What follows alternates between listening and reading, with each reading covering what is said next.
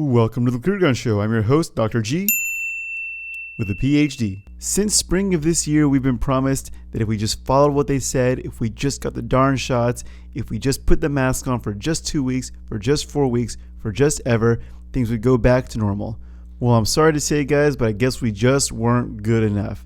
So we're going to spend the whole day talking about how these Grinches are stealing our Christmas. We'll take a look at a few of these petty tyrants. We'll look at de Blasio, we'll look at Mayor Lightfoot, Mayor Bowser in DC, and we'll take a look at all the rules they're trying to enforce in their cities with these new COVID vaccine mandates. We're also going to hear from Marty McCary, who's a surgeon at Johns Hopkins, discuss COVID policy with Jim Jordan, and I think it's a really enlightening conversation. Leanna Nguyen admits on CNN that cloth masks are an absolute joke. And we'll round the day out with some good news on Omicron and hospitalizations. With all that, we don't have a moment to spare, so let's get on to it.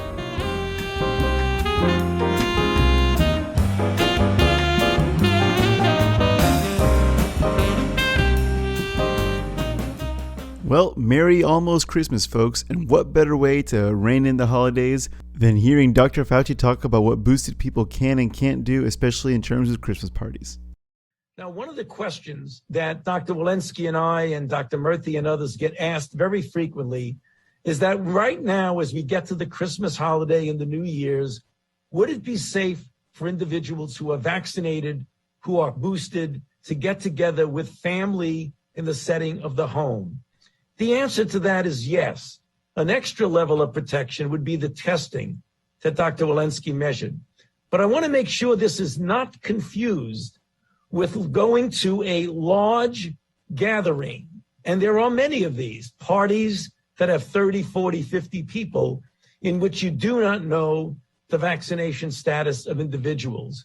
Those are the kind of functions in the context of COVID, and particularly in the context of Omicron, that you do not want to go to. So to the extent possible, we urge you to stay away from those situations that could put you at a higher risk. So we've discussed a little bit about this, and first of all, this Omicron variant is very contagious, much more so than Delta. But the second just glaring thing that he says is, even if you're boosted, when you go to these parties that have more than 30 people or whatever, you don't know their vaccination status. Well, who cares? You're boosted. The whole point of the vaccine is to protect you. It's such a weird argument they're making, and it's going to start falling flat. People are going to say, I don't care, as they should. So we'll be getting to a whole bevy of mandates in a little bit, but first let's start with New York and some things that are happening there. So for starters, this is according to the New York Times on Twitter, New York's health commissioner, Dr. Mary Bassett, tested positive for COVID. Governor Kathy Hochul said on Monday, Bassett is vaccinated, boosted, and feeling well. Hochul said, adding that the positive result from a rapid test would be confirmed by a PCR test. One might think this could be the start to the end of the vaccine mandates if people that are boosted are getting Omicron. But of course, that's not the case. New York City mayor says people who get the COVID-19 booster will receive $100. Bill de Blasio said on Tuesday that residents who get a COVID-19 booster by the end of the year are going to receive $100 from the city. De Blasio assured the funding for the initiative was not coming from other programs and called it a budget necessity, saying the city considers any measure aiming to increase vaccination a priority. The new measure is similar to when the city offered $100 debit cards over the summer to New Yorkers who got their first COVID vaccine shot at city-run sites. The new push for booster doses come as the highly transmissible Omicron variant has grown to become an estimated 90% of new COVID infections in the New York area. In the breaking ABC news site, the title was for 11:54 a.m. December 21st, New York City has the highest new case rate in the U.S. The U.S. is now reporting more than 132,000 new cases every day. Since the beginning of December, the case average has surged by over 50%, according to federal data. New York City has the nation's highest new case rate, according to CDC data, and is now averaging more cases than at any other point in the pandemic. Cases in the nation's most populous city are trending up on an exponential curve, surging about 640% in the last month. Now again, they've never really said their metrics, but if cases were the metric, then this is a total blunder, a super failure. Let's hear what resident tyrant Bill de Blasio has to say about the mandates and Omicron in general with Smikrnish on CNN. Should there be an exception in your mandate for people who've had it? I know that if they've had monoclonal treatment or if they've had the plasma, they're given a 90-day exception, but should you be more allowing for somebody who says, hey, I've got the antibodies because I've already fought and won against COVID? Not if you listen to all our doctors. I mean, it's an honest question. I've had this dialogue with a lot of people from the heart. And I know they see some real safety in having had it. There's some truth, but it's not the same as being vaccinated. Our doctors will tell you clearly, if you want the maximum protection, the maximum likelihood you won't get it and you won't transmit it, you got to be vaccinated. And by the way, COVID, for God's sakes, COVID has taught us a lesson. It changes all the time. So the reason you want to be extra careful is because you don't know what the next curveball is going to be. We've got to be honest. Mandates work. We've proven it here. United Airlines proved it. A lot of people, public and private sector, have proven it. Let's just go do it. And I think it's going to take, bluntly, political courage amongst elected officials and even among CEOs. There's so many things wrong with Bill de Blasio, especially with this interview. For starters, we're going to talk about, look, he said our best doctors and scientists say that the best way to avoid getting it and transmitting it is vaccines. I guess that's why New York has the highest case rate right now, right? Because the vaccines and the boosters are the best at preventing transmission. Bill de Blasio even brags earlier and towards the end of this interview that over 90% of New Yorkers have gotten at least one shot. Well, then why are the cases so high? Your doctors are obviously incorrect about the statement you just made. And actually, right after this, we're going to show a video with Marty McCary and Jim Jordan from the House Committee, and they're going to discuss COVID policy, and it's very interesting. But one thing he points out is we don't know. The U.S. has, it seems like, purposefully done zero studies on natural immunity. So when Bill de Blasio talks about, well, we know that the best, most safe way to prevent any bad things from COVID is to not only get it, or if you get it, get boosted. It's all about the boosters and the vaccines. I think that's incorrect, and I know he doesn't have the science to back that up. Last point on this video, mandates are not a way to lead. I mean, they are technically a way to lead, but it's not the sign of a good leader. Of course, if you force somebody to get a shot that they don't want, if you force them by saying, hey, either get this or you don't get your paycheck to feed your family, well, then they have to make that really tough choice. But that's not a sign of good leadership. That's just a sign of you forcing people to do what you want. I know a few weeks ago we showed Bill de Blasio's ratings and they were really just in the toilet. So he's out of here in a couple of weeks, and we'll see what New York does with this new mayor. These mandates, of course, just aren't isolated to New York City. Let's go to Chicago and Mayor Lori Lightfoot describing their new vaccine mandate policy. If you have been living without having a vaccination, it's time for a change. If you wish to live life as normally as possible, with the ease to do the things that you love, you must be vaccinated in the city of Chicago starting January 3rd. This health order may pose an inconvenience to the unvaccinated, and in fact is inconvenient by design. So pretty run-of-the-mill, the unvaccinated are the cause of all of our woes. Let's punish them by putting in these arbitrary rules. But let's see what she has to say on the exemption of these new rules that they're putting in. Exempt from this order are houses of worship, K through 12 schools, grocery stores, office buildings, and residential buildings.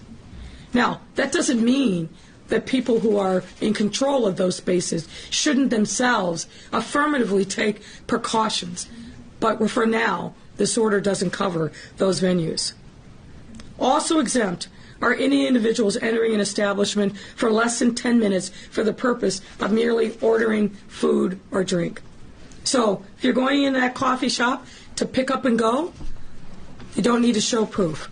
But if you're going to linger, you're going to eat that muffin, you're going to sit down with your laptop, you got to show proof of vaccination. This is why people don't pay attention to this stuff. How totally arbitrary. So first of all, offices are exempt, places of worship are exempt, schools K through 12 are exempt, and all these places people hang out all day at. But apparently COVID just doesn't go there, or doesn't go there yet. Now, whenever Lori Lightfoot extends the mandates to those areas, then of course COVID will follow. But for now it doesn't.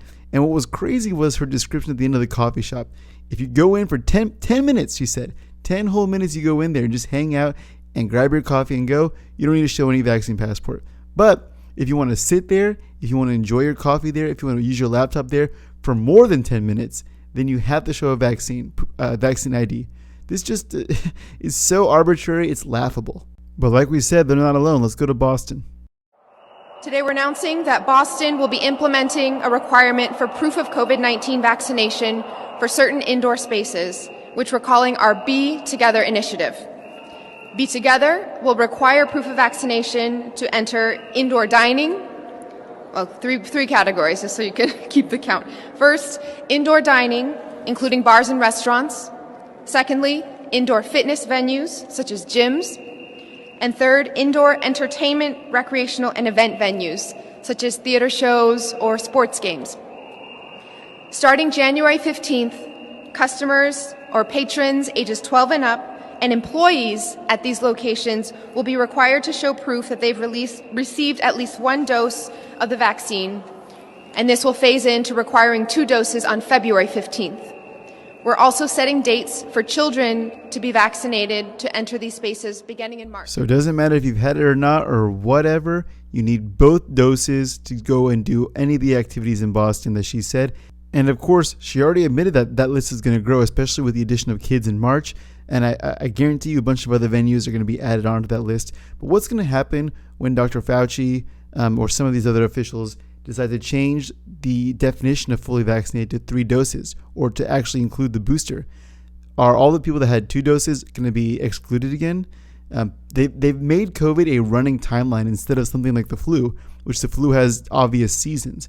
So because COVID is a running timeline, it's getting murkier and murkier because the arbitrariness of these rules as to who's in the in crowd and who's in the out crowd. DC also joins the fray requiring COVID-19 vaccination for indoor public spaces.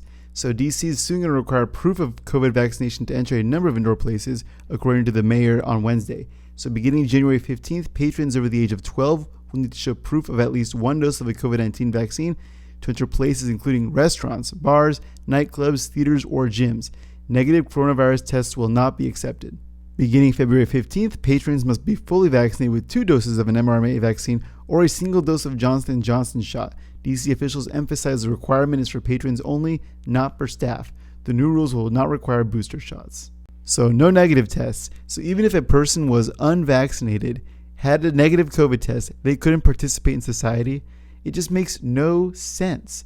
No sense. Also, why aren't the staff made to do it? Or why aren't they forced to do it like their patrons? There is no sense made in any of these rules. And of course, for reasons, house of worship, retail, and grocery stores will be exempt. The vaccine requirement will also not apply to museums. Earlier this week, Mayor Bowser announced a stricter vaccine mandate for all city employees and reinstated the city's indoor mask mandate. She hinted further measures would be coming soon.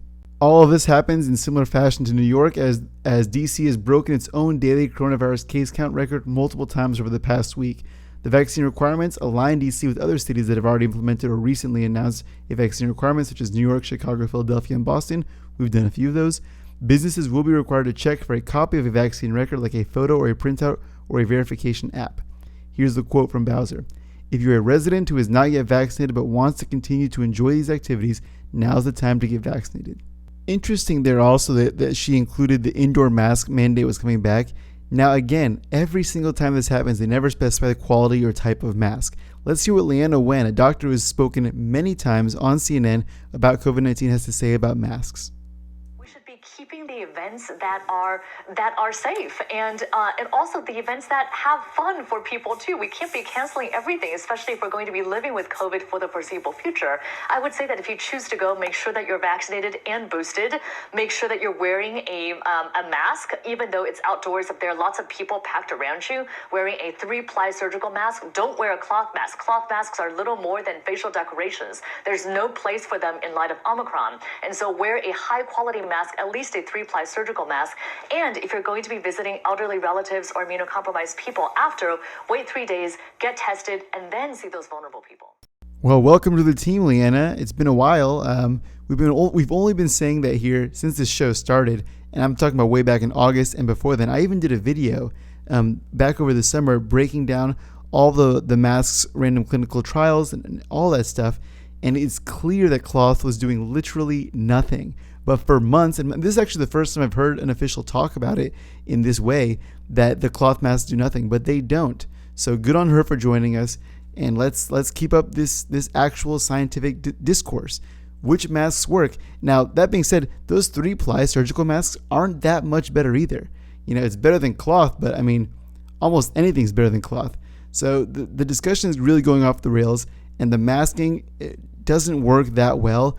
What people should be concerned about, again, is protecting themselves. So if you want to use a mask that protects you, use your KN95s. Besides that, all these other masks are mostly theater, especially when it comes to spread. Speaking of scientific discourse, I'm going to play for you guys a kind of a long video, but it's really important, and it's between Marty Makary, who's a surgeon at Johns Hopkins, and Representative Jim Jordan of the House Committee. Dr. Makary, what's the budget at CDC? Do you happen to know that? CDC, it's about $9 billion, sir. How about at NIAID? What's the budget there? $6 billion. What about NIH? What's the budget there? Between 42 and 43 billion. 42 and 43. So I do the quick math. That's like $58 billion. That's annual, right? Annual. You know how many people work at CDC? 31,000 people between CDC and NIH. 31,000 people spending $58 billion a year. Why hasn't our government done a study on natural immunity? If I can be honest, Representative Jordan, I don't think they want to know the answer. It would undermine the indiscriminate vaccination policy for every single human being, including extremely low-risk people. I saw in your opening statement that you're actually doing a study on natural immunity. Is that right? That's right. With private funding, Johns Hopkins, my research team is doing a study. Other countries have done this study. Is that correct? Most of our learnings come from Israel and other countries. Yes, sir. The Israel study is the largest study done worldwide, and it found that natural immunity adjusted for age and comorbidity is 27 times more effective than vaccinated immunity. The scientists in our government at CDC and NIH, they don't account for that. They don't talk about that. What do they say about that study? They never talk about it unless asked, but I would say that they are doing worse than being absent on the topic. They are undermining natural immunity through two studies that the CDC did that are so flawed, that are so poorly put together. Honestly, they would not qualify for a seventh grade science. Now that video is truncated, but the whole video is in the description, so you guys can go watch it. It's a pretty amazing interaction and talk. And what's so great about it is Marty Makary is actually very pro-vaccine. He's also just an objective doctor, and so he notices just the massive amount of skew to what a lot of these health officials are saying in our own government. And I think it's a really good discussion, and I think people really need to hear it, because there is more than one side to this thing. And people in the U.S. need to know about acquired immunity. They need to know how effective it is. Or else you're going to have people like Bill de Blasio making all these rules against already infected people that have recovered. The whole thing is nonsensical. We need a lot more healthcare professionals stepping up like Marty Makary did and talking about all aspects of COVID. Not only is that going to lead to more reasonable responses, it's also going to let us learn better to live with COVID. Let's take a look at some 3 headlines that were published in the last 24 hours. From Bloomberg, Omicron has an 80% lower risk of hospitalization in South Africa. South Africans contracting COVID-19 in the current 4th wave of infections are 80% less likely to be hospitalized if they catch the Omicron variant compared with other strains, according to a study released by the National Institute for Communicable Diseases. Compared to Delta infections in South Africa between April and November, Omicron infections are associated with a 70% lower risk of severe disease, they said. The Omicron data was collected for the 2 months through November. Since being identified by South African scientists on November 25th, the Omicron variant has fueled record case numbers across the country. Africa's most developed economy has fully inoculated about 44% of its adult population over a 7-month period. Another headline from the Imperial College of London, Omicron cases have 15 to 20% reduced risk of any hospitalization compared with Delta cases, 40 to 45% reduced risk of a hospitalization resulting in a stay of 1 or more nights, and a 50 to 60% reduction in hospitalization risk with those who have been reinfected. Let's hear it straight from CEO of Northwell Hospital, Michael Dowling, in an interview with CNN talking about the severity of Omicron in their hospitals in New York, and this was taped and sent out December 21st. Joining me now is Michael Dowling, the president and CEO of Northwell Health, which has an extensive network of 22 hospitals and other healthcare centers in New York State. Michael, thank you for being with us. What is the current situation in your hospitals? Yeah, we're doing very, very well, very manageable. There's no crisis. So let me just give you a little bit of perspective. We have right now about 460 patients in our hospitals. That's less than 10% of our overall capacity. And this time last year, during the second wave, we had almost 1,000 cases this time last year. And compared to where we were back in the first wave, we had 3,500 patients in our hospitals. So when you look at the numbers today, they're relatively modest, and that have been increasing, relatively slowly since Thanksgiving. We do expect an increase now over the holidays, but it is all manageable. We will be able to deal with this, and I think it's time for people to be a little bit calm, a little bit more rational. And while the positivity rate in the community is increasing dramatically, that does not mean that they automatically convert. This is all really, really good news, especially for Christmas. Look, if any of you guys were hesitant about traveling for Christmas or seeing your family for Christmas, show them this. Show them this video. Show them all these videos. Show them the studies. Omicron seems to be severely, severely, severely diminished in terms of severity. And although it's highly transmissible, the severity is what matters. If everyone catches a common cold, nobody cares because it's a common cold. Now, Omicron might be a common cold. It might be a little more than that. But the way the hospitalizations are going, it's looking a lot better than any of the other variants. Now more than ever is the time to go see your family, go see your friends. If you're vaccinated, great. If you're not vaccinated, fine. But now's the time to stop doing all these mandates and go live your life free. Just go enjoy your family, go enjoy the day, go enjoy Christmas. Don't listen to these petty tyrants. And on that relatively high note, I'll be leaving you guys for today. I will not be here Christmas Eve tomorrow. I'll be back on Monday, and we'll discuss the Supreme Court stuff, all of it on Monday. But with that, have a great Christmas, guys. Please enjoy your family, enjoy your friends, enjoy the Christmas spirit. If you guys want to check out all of my thumbnails, I have an Instagram now. And besides that, share this with your friends if you liked it. Tell them all to subscribe. Let's get reasonable conversations out there, and enjoy this video. See you guys on Monday.